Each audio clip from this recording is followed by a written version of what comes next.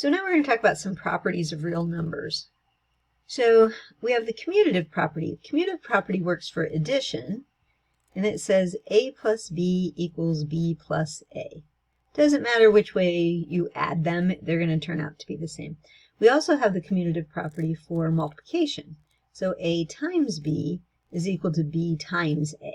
Again, it doesn't matter which order you multiply them in. That's called the commutative property, one for addition and one for multiplication.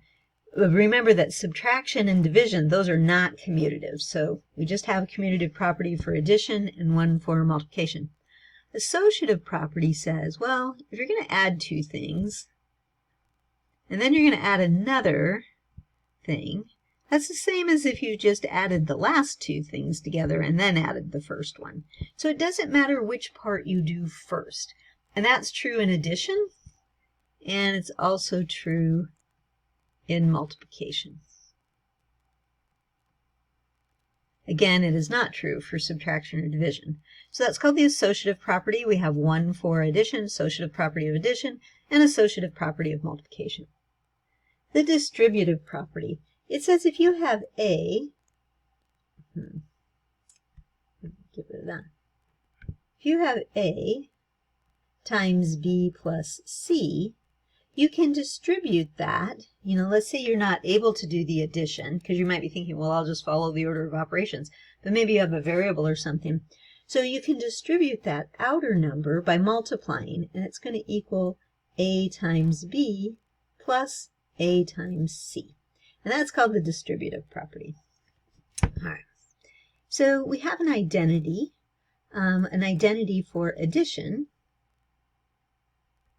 And the identity for addition is 0, because a plus 0 equals a, and 0 plus a equals a.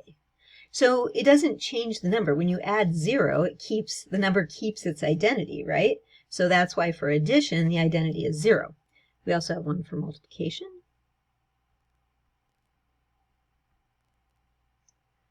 And it's 1. So 1 times a is equal to a, and a times 1 is also equal to a.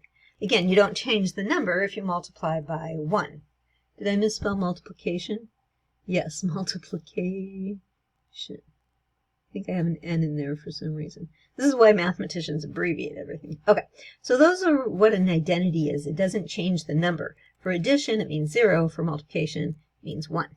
Okay, inverses. An inverse is when you operate the two numbers and it equals the identity.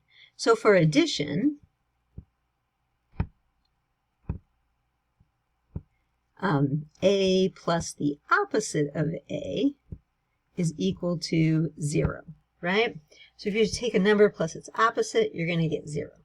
And likewise, you could say negative a plus a, or the opposite of a plus a, equals 0.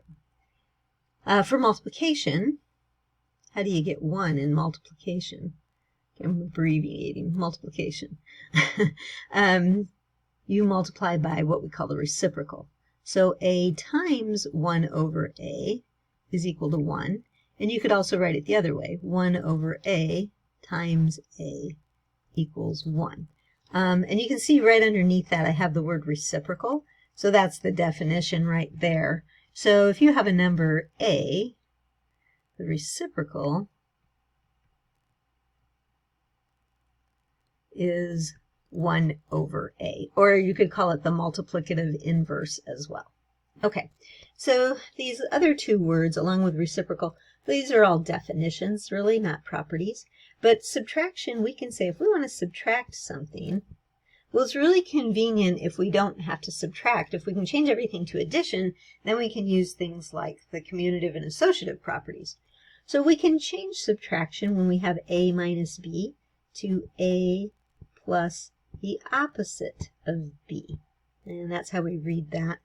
And that would be the same thing. Okay? Division, sometimes we don't want to divide. Again, because, we don't have the properties of the commutative and associative properties. So say you have a divided over b, you could change that. I really should have an equal sign there.